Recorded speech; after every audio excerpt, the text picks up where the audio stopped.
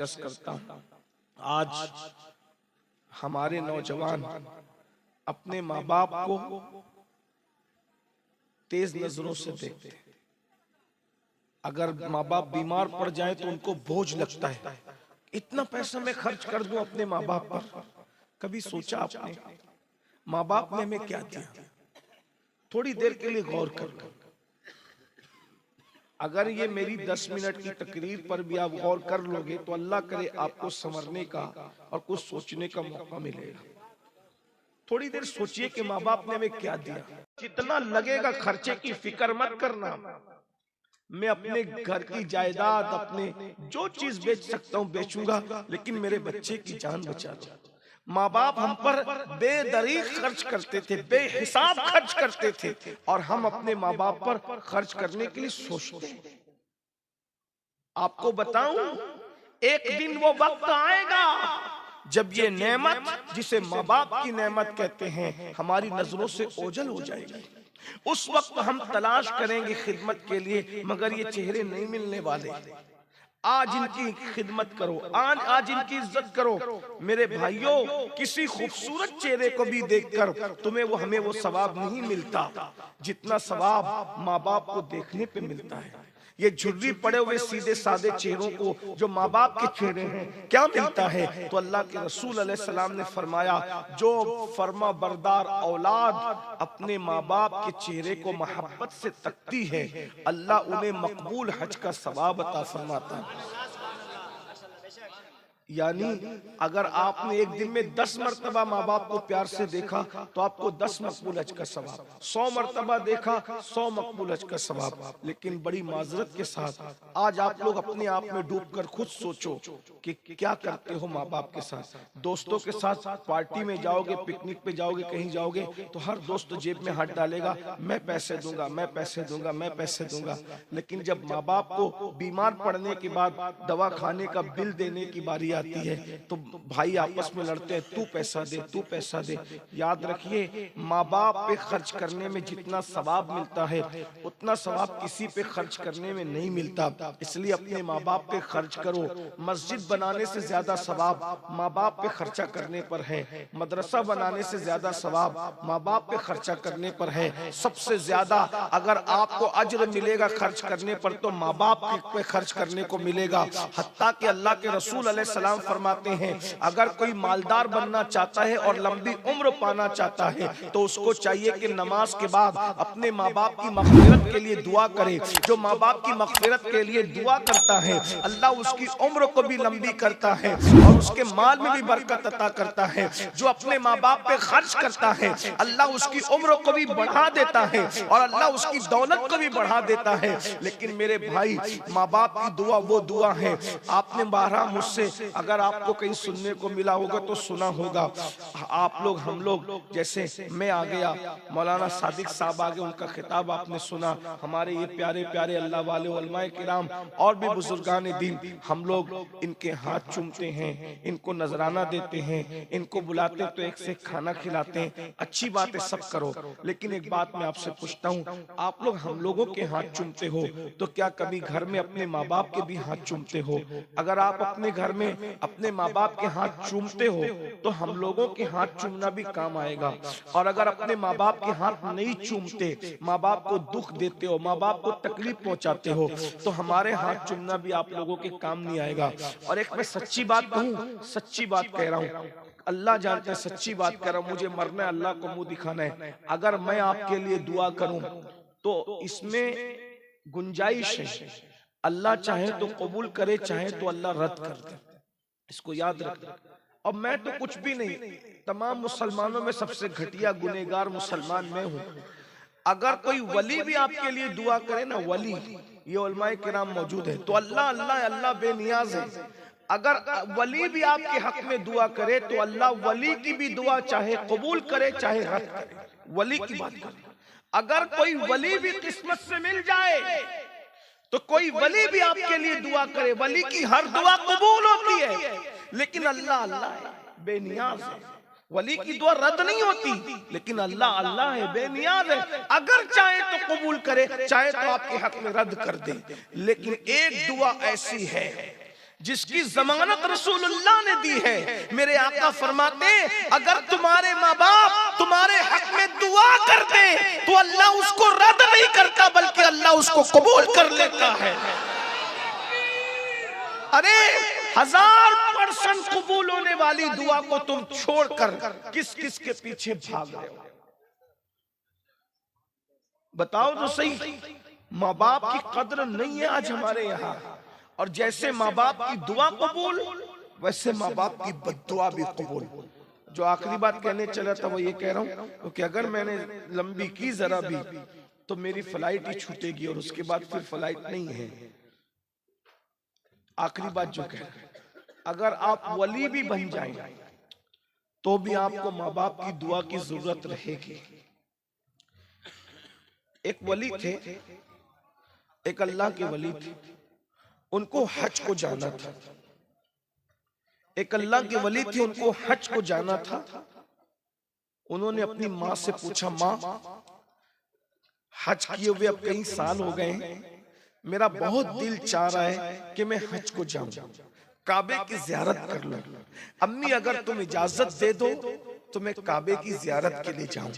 हमारे बुजुर्गों ने फरमाया कि अगर नफल हज करने से माँ बाप मना कर दे तो औलाद को चाहिए कि वो नफल हज न करे। माँ बाप अगर मना कर दे तो नफिल हज को मत जाओ।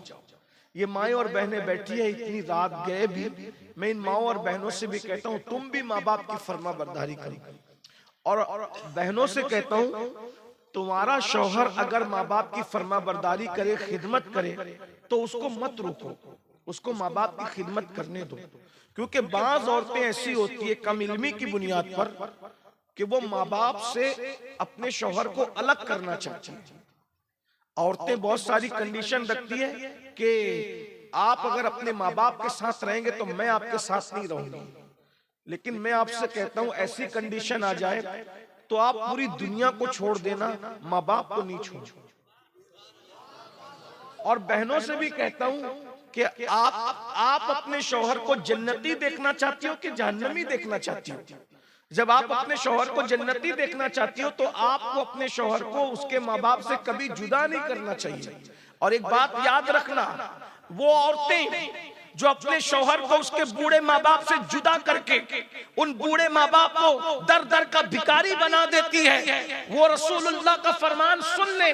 मेरे आका ने फरमाया कमा तदीनु तुदान, जैसा करोगे वैसा भरोगे।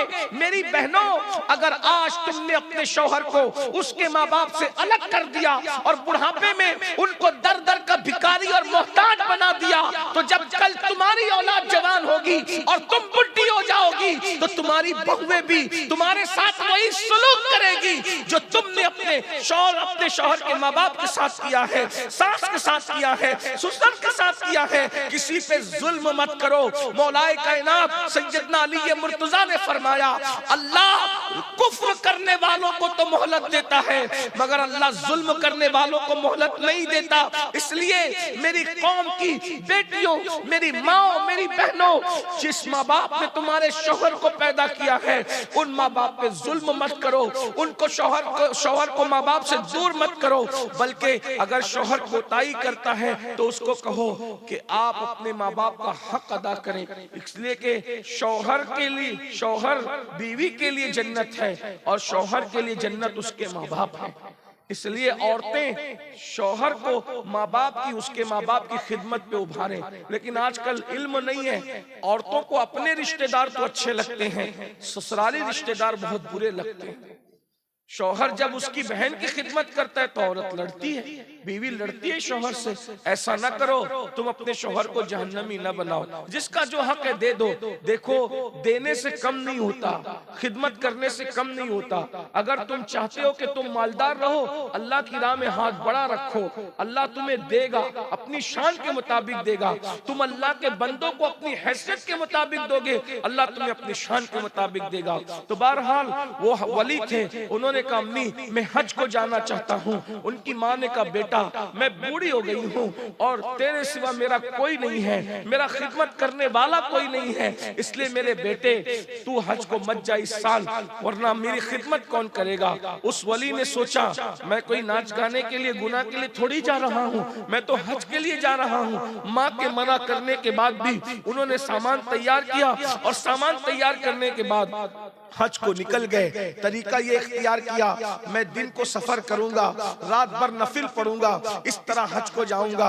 अल्लाह अकबर। याद रखना नफिल पढ़ने से भी बेहतर माँ बाप की खिदमत है। बल्कि हमारे बुजुर्गों ने यहाँ तक कहा अगर तुम नफिल नमाज पढ़ रहे हो और तुम्हारे माँ बाप को मालूम है कि तुम नफिल पढ़ रहे हो और माँ बाप को तुम्हारी जरूरत पेश आ जाए और माँ बाप तुमको आवाज दे तो नफिल नमाज छोड़कर माँ बाप की खिदमत करो, क्योंकि नफिल नमाज से बेहतर माँ बाप की खिदमत है, नफिल नमाज से अफजल माँ बाप की खिदमत है। आपने क्या समझाए भाइयों माँ बाप की खिदमत को। सैयदना उवैस करनी ने माँ की खिदमत के लिए रसूलुल्लाह की ज़ियारत के लिए नहीं गए, मदीने मुनव्वरा माँ की हयाती में नहीं गए। ये सोचो क्या माँ है, माँ बाप की अजमत क्या है। अल्लाह अकबर। वो बुजुर्गों ने सोचा मैं गुनाह के रास्ते में तो नहीं जा रहा हूँ, मैं बुराई के रास्ते में तो नहीं जा रहा हूँ, मैं तो हज के लिए जा रहा हूँ। तो माँ ने मना कर दिया, फिर भी निकल गए। रात हुई, दिन को माँ को यूं लगा बेटा कहीं गया होगा। रात हुई, माँ को बेटे की हाजत हुई, माँ ने पुकारा बेटा कहाँ हो, आवाज नहीं आई। तो माँ ने अल्लाह अकबर का अच्छा तू चला गया। और उसके बाद माँ ने कहा मेरी इजाजत के बगैर चला गया, मेरे मना किए बगैर चला गया। फिर माँ तो माँ होती है, जो जितनी मोहब्बत करता है उसका दिल उतना नाजुक होता है। माँ ने आसमान की तरफ देखा और एक आ भर करके कहा मौला मेरे मना करने के बाद भी चला गया, मेरी इजाजत के बगैर चला गया। एक माँ की बद्दुआ है, जब मेरे बोले बगैर गया है अब वो काबे तक पहुंचने नहीं चाहिए। मना करने के बाद भी गया है, काबे तक पहुंचने नहीं चाहिए। काबे के लिए मुझे छोड़ करके गया, अब उसको कभी काबे का दीदार नसीब न हो। याद रखिए माँ की दुआ भी फौरन कबूल होती है, माँ की बद्दुआ भी फौरन कबूल होती है। इसलिए अपनी औलाद को माँ बाप कभी बद्दुआ न दिया करें। अल्लाह अकबर। उनको बर्बाद होने की दुआ की बजाय उनके सुधरने की दुआ करो, उनके संवरने की दुआ करो, उनकी हिदायत की दुआ करो। माँ औलाद के लिए कभी बद्दुआ मत करना। अल्लाह अकबर। माँ के जबान से जुमले निकल गए, मेरे मना करने के बाद भी गया, काबे तक पहुंचने न पाए। अल्लाह अकबर। रात थी, रात के वक्त वो बुजुर्ग बाजू के देहात पहुंचे थे और मस्जिद के अंदर नफिल नमाज पढ़ रहे थे। ऐसे में गांव में चोर आ गए और चोर आए तो कोई होशियार हो गया, उसने चिल्लाना शुरू किया चोर चोर चोर, और पूरा गांव बेदारों के चोरों के पीछे भागा। चोर मस्जिद की गली में घुसे और पता नहीं कहां छुप गए। लोगों को यह लगा कि मस्जिद के अंदर घुसे चोर। वो मस्जिद में गए तो देखा चिराग जलाकर एक शख्स सजदे में रो रहा है, अल्लाह से कह रहा है मेरी मगफिरत कर दे, मेरी मगफिरत कर दे, मेरी मगफिरत। उन्होंने सोचा यही चोर है, उठाया, खूब मारा, खूब पीटा और उसके बाद जेल में जमा कर दिया। सुबह हुई, काजी को बुला के एक शख्स चोरी करता है, पकड़ा जाता है तो पकड़ाने के खौफ से मस्जिद में घुस के सजदे को बदनाम करता है, उसकी सजा क्या है। काजी ने कहा इस जालिम के हाथ भी काटो, पैर भी काटो, आंख निकाल लो। हाथ काटे, पैर काटे, आंख निकाली तो काजी ने ऐलान किया लोगों ये उस चोर की सजा है जो चोरी करता है और पकड़ा जाता है तो मस्जिद में घुस के सजदा करता है और सजदे को बदनाम करता है। उस बुजुर्ग ने रोते हुए काजी से कहा काजी साहब ये ऐलान मत करो, मैं जो कहता हूँ वो ऐलान करो। काजी ने कहा क्या है? कहा कि ये ऐलान करो ये उस हाजी की सजा है जो माँ के मना करने के बाद भी हज को जा रहा था, अल्लाह ने इसका ये अंजाम कर दिया। कोई माँ की नाफरमानी करके भी हज को न जाए। लोगों ने पूछा कौन हो तुम? तो बताया मैं वो, अरे ये तो हमारे गांव के बाजू वाले गांव के बहुत बड़े वली हैं, बहुत बड़े बुजुर्ग हैं, हमने क्या कर दिया? फिर उन्होंने पूरी दास्तान बताई कि मेरी माँ ने मना किया था फिर भी मैं निकला, शायद ये माँ की बद्दुआ का नतीजा है कि मेरे साथ ये सुलूक करा, हाथ भी काट दिए, पैर भी काट दिए, आंखें भी निकाल दी। तो लोगों ने कहा अगर उस गाँव वालों को पता चल गया वो हमारे गाँव की ईंट से ईंट बजा देंगे। उन्होंने रात का इंतजार किया और चुपके से उस बुजुर्ग को ले जा करके उसी गांव में डाल दिया। अब इनको तो भूख लगी हुई थी। उन्होंने आवाज दी, है कोई मुझे खाना खिलाने वाला? उस वक्त तो उनकी माँ को एहसास हो गया, मैंने मौला बद्दुआ तो दे दी, लेकिन मेरा बच्चा मुझे मिला दे। माँ तो माई होती है, मैंने बद्दुआ तो कल दे दी, मेरा बच्चा मुझे मिला दे।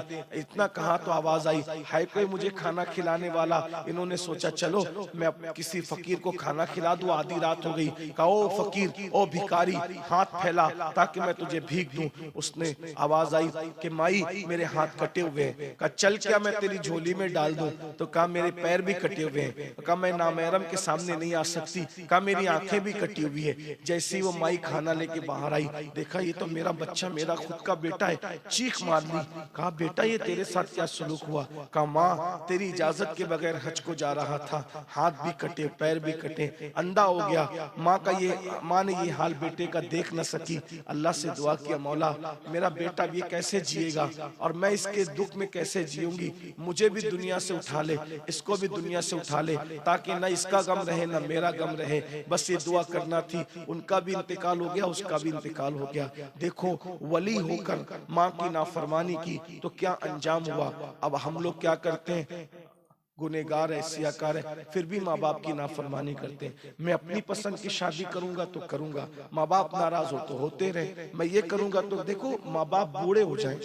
बहुत मैं जानता हूं कि भोले भाले देहाती माँ बापों को बहुत कुछ समझ नहीं होती, मगर जब वो कोई बात है उनको झिड़किए मत, उनको प्यार से समझाइए, उनको कन्विंस करने की कोशिश कीजिए, उनको दुख मत दीजिए। सरकार गरीब नवाज ने फरमाया, हदीस पाक में आता है कि लोग पहाड़ों जैसी नेकियां क़यामत में लाएंगे, उनके नामे अमाल मीजान पे रखे जाएंगे, तो उनके नामे अमाल मीजान पे रखने की वजह से पूरा मीजान अल्लाह का तराजू भर जाएगा।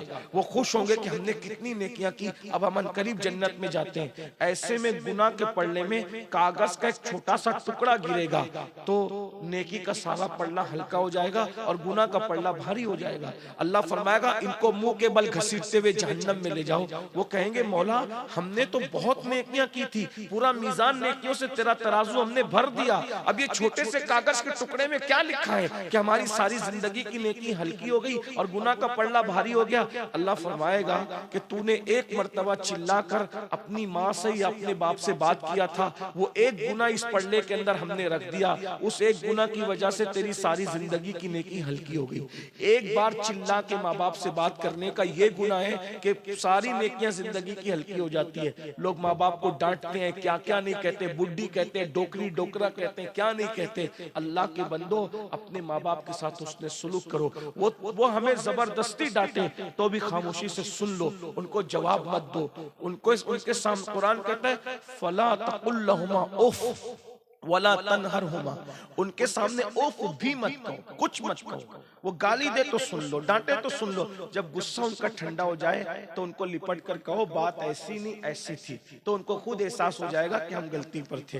लेकिन उनको डांटना नहीं, उनको बड़ी आंखें करके नहीं देखना, उनके सामने उनकी बेइज्जती नहीं करना, उनके हाथ चूमो, उनके पैर चूमो, उनको खिलाओ पिलाओ, उनको खुश रखो। याद रखिए, उन्होंने अपनी हर खुशी हमारी खुशी के लिए कुर्बान कर दी। अब हम भी जवान होने के बाद उनके लिए अपनी हर खुशी को कुर्बान करें। जो माँ बाप की दुआ ले ले वो कायनात का सबसे मालदार इंसान है मेरी निगाह में, और जिसके दामन में माँ बाप की दुआ नहीं है उसके पास कुछ भी नहीं है। वो आज नहीं तो कल जरूर बर्बाद होगा। जिसके पास माँ बाप की दुआ नहीं है, हम बहुत कुछ करते हैं, माँ बाप के लिए कुछ नहीं करते। मैं ये नहीं कहता पीर साहब की उलमा की खिदमत नहीं करो, लेकिन आपसे पूछता हूँ, पीर साहब को बुलाते हो, मुर्गी बना के खिलाते हो, क्या कभी आपने अपने माँ बाप को कहा है कि आज मैं आपके लिए खाना बनवाऊंगा, आप बताओ आपकी पसंद क्या है, और फिर पहले आप खाएंगे, फिर आपके सदके में पूरा घर खाएगा? कभी आपने ये एजाज किया है अपने माँ बाप का? नहीं किया है। हम माँ बाप की खैरियत भी नहीं पूछते, रात को घर आते हैं माँ बाप के पैर दबाओ, इसलिए कि गरीब नवाज सरकार फरमाते हैं, हजारों साल की मेहनतें वहां नहीं पहुंचाती जहां माँ बाप की दुआ पहुंचाती है। इसलिए अगर कुछ बनना है तो माँ बाप की दुआ लेना सीखो और दुआ खिदमत करके लो। बातें बहुत सी करने की थी, लेकिन अगर मैं वो नहीं करूंगा तो मेरी फ्लाइट छूट जाएगी। इसलिए मैं जाना चाहता हूँ। प्रोग्राम जारी रहेगा, आप मत उठिएगा, मुझे जाने दीजिएगा क्योंकि मुझे पहुंचना है वक्त पर।